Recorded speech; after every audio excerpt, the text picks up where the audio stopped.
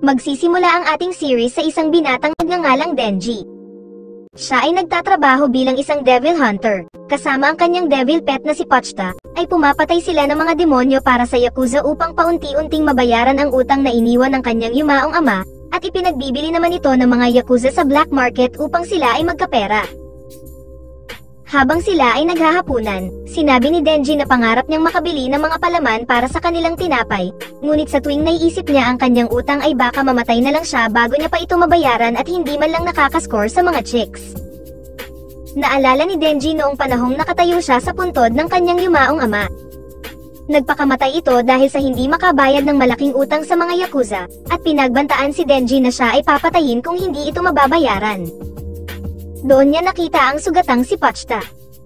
Inalay niya ang kanyang dugo upang ito ay mabuhay, ngunit kapalit nito ang pagtulong sa kanya upang pumatay ng mga demonyo para sa mga Yakuza, at doon na nagsimula ang kanilang pagkakaibigan.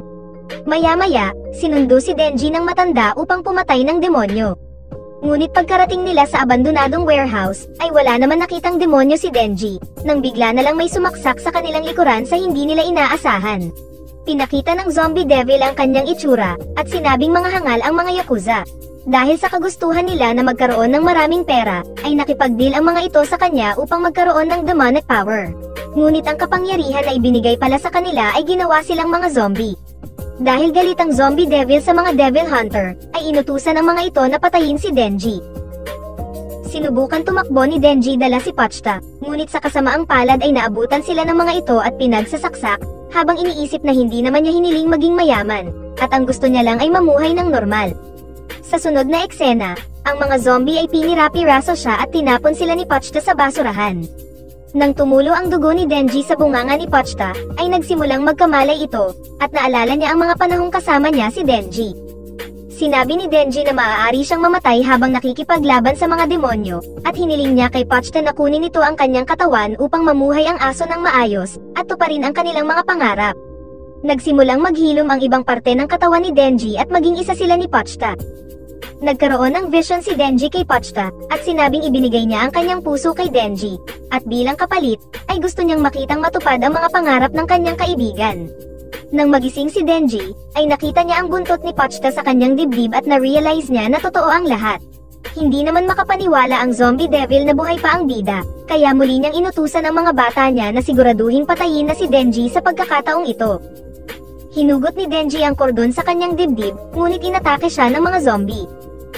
Maya-maya, biglang lumabas si Denji na nag-transform sa kakaibang itsura, at kanyang mga braso at ulo ay nagkaroon ng mga chainsaw. Inatake ni Denji ang zombie devil sa mata nito at ito ay umiyak. Sa galit, ay inihagis nito si Denji palayo, ngunit ang determinasyon ni Denji ay hindi mapigilan. Sumugod muli si Denji, at sa pagkakataong ito ay hindi na siya mapigilan ng zombie devil, at hiniwan niya ito sa kalahati. Nang makita ni Denji ang mga natitirang Yakuzang zombie, ay sinabing pag lahat sila ay patay na, ay wala na siyang mga utang sa mga ito. Maya-maya, may dumating na 3 tao sa eksena. Ang babaeng nagngangalang Makima, ay nilapitan si Denji at nagpakilalang sila ay isang public safety devil hunters. Hiniling ni Denji na yakapin siya ni Makima bago pa man siya bumagsak at bumalik siya sa kanyang human form. Inalok niya si Denji ng 2 pagpipilian, ang patayin siya bilang isang diablo, o kupkupin siya bilang isang tao, at kung pipiliin niya na manatili sa kanya, ay ipinangako nito na makakakain siya ng tinapay na may palaman at may kasama pang kape. Nakita ni Denji na kahanga-hanga ang alok na iyon, at siya ay sumang-ayon. Habang papunta sila sa kanilang facility, ipinaliwanag ni Makima na oo or wolf lang, ang tatanggapin niya mula kay Denji dahil hindi niya kailangan ng asong tatanggi sa mga utos niya. Inakala ni Denji na mabait si Makima nung una, ngunit ito pala ay ituturing lang siya na parang aso, at dahil doon, ay naalala niya ang kanyang kaibigang si Pochta. Pagkatapos, sinabi ni Makima na ililibre niya si Denji ng almusal, at ibinigay niya ang kanyang coat sa bida upang siya daw ay maging kanais-nais, kaya na-inlove si Denji. Marupok ang bida. Habang umu-order ng pagkain, ay bumagsak si Denji sa dibdib ni Makima at sinabing marahil maraming nawalang dugo sa kanya dahil sa chainsaw. Ipinaliwanag niya na nagsimula siya maging ganon, noong nagsakripisyo ang kanyang kaibigang si Pochta para siya ay mabuhay. Sinabi ni Makima na hindi pangkaraniwan ang nangyari kay Denji, at naniniwala siya na buhay pa si Pochta sa kanyang katawan dahil may malakas siyang pang-amoy. Natuwa naman si Denji, ngunit nahimatay na naman ito, at nang muli siyang magising, ay naka-ready na ang kanyang pagkain. Nagkunwari namang hindi kayang kumain ni Denji mag-isa, kaya't nagpasubo ang loko kay Makima. Sabay tanong kung anong tipong lalaki ang gusto ng chicks. Matyagang naghintay si Denji sa sagot ni Makima, at sinabing gusto niya ang tipo ng lalaking katulad ni Denji. Lalong na-inlove ang loko kay Makima, at hindi na malayang nakarating na sila sa kanilang headquarters sa Tokyo. Ipinaliwanag sa kanya ni Makima na mayroong libong devil hunters sa Tokyo, kasama na ang mga sibilyan, pero ang may mga public safety ang may magandang benefits. Ngunit ang nasa isip lang ni Denji ng buong oras na iyon ay ang makadate si Makima. Pagkatapos, ay pinakilala siya kay Aki Hayakawa kung saan siya sasama upang matuto. Inakala ni Denji na makakasama niya ang chicks ngunit hindi pala. Nang lumabas na ang dalawa upang magpatrol, dinala siya ni Aki sa eskinita at sinimulang bugbugin. Sinabi ni Aki na mag-quit na siya dahil ang mga may tamang motibasyon lamang ang nakakapag-survive sa ganitong trabaho, at hula niya na tinanggap lang ni Denji ang ganitong trabaho dahil may gusto siya kay Makima, kung saan inamin naman ito ni Denji. Ngunit hindi sumuko si Denji, at sinipa niya si Aki sa itlog nito. Sinabi ni Denji na ngayon lang siya trinato sa buong buhay niya na isang totoong tao, at kung iyon ang dahilan upang magpanatili sa kanyang bagong buhay, ay wala siyang pakialam kung ikamatay niya pa ito.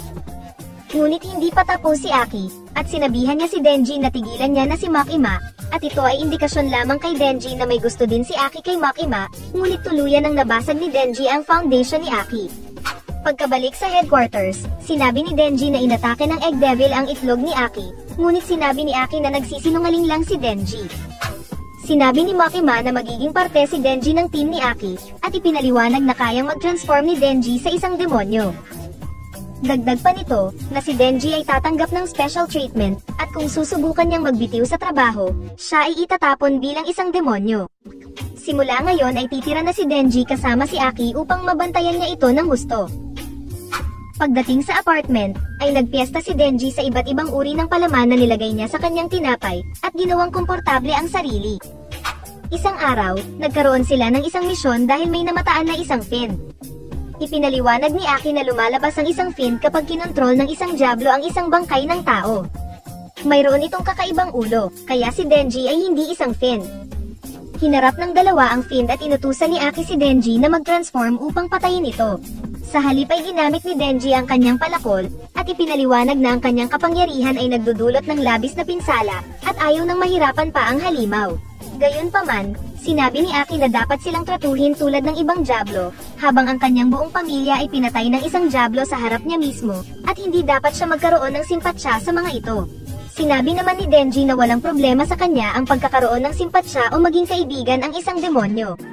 Nang umalis na si Aki, pakiramdam ni Denji ay natupad na ang kanyang pangarap dahil mayroon na siyang magandang buhay.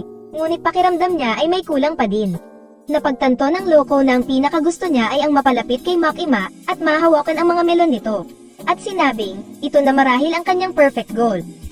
Pagbalik nila sa headquarters, ay ipinakilala kay Denji ang bago niyang makakasama, at sinabihan na mag-ingat siya dahil ito ay isang fin.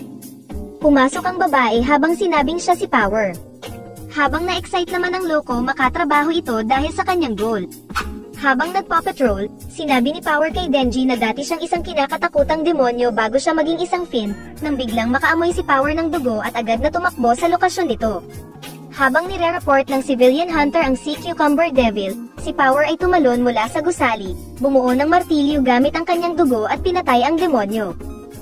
Maya-maya, dumating si Makima at pinagalitan si Power. Ang mga demonyo na hinahandle ng mga civilian hunter ay hindi dapat nila basta-basta pinapatay, dahil maaari silang kasuhan sa salang business obstruction. Pinagsabihan din siya na kailangan niyang mag-isip muna bago magdesisyon, at sinabihan din niya si Denji na trabaho niyang tignan si Power.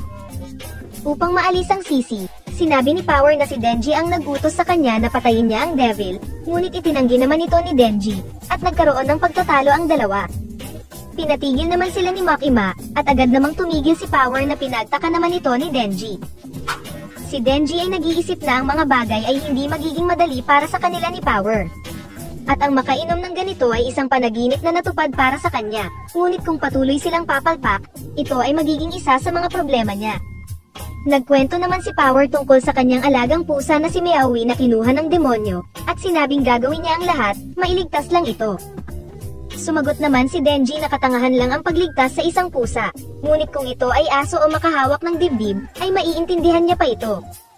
Kaya nag-offer sa kanya si Power, na papayag itong hawakan ni Denji ang mga melon nito, kapalit ng pagligtas ni Denji kay Meowee. Tumaas ang fighting spirit ng Loco, at ipinangakong ibabalik niya si Meowee.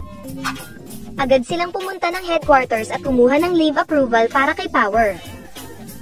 Sa daan, sinabi ni Power na si Denji lamang ang maaaring lumaban dito dahil malamang, gagamitin ng demonyo pananggalang si Meowee laban kay Power. Sinabi naman ni Denji na dati siyang may alagang aso, hindi na niya ito kayang yakapin, ngunit ayos na ito dahil nasa puso na ito ni Denji. Sinabi naman ni Power na ito lang ay isang kalokohan upang guminhawa ang pakiramdam ng mga tao. Hindi na nakipagtalo pa si Denji dahil mas inisip niya ang kanyang reward, ngunit nasa isip na hindi talaga sila magkakasundo ni Power.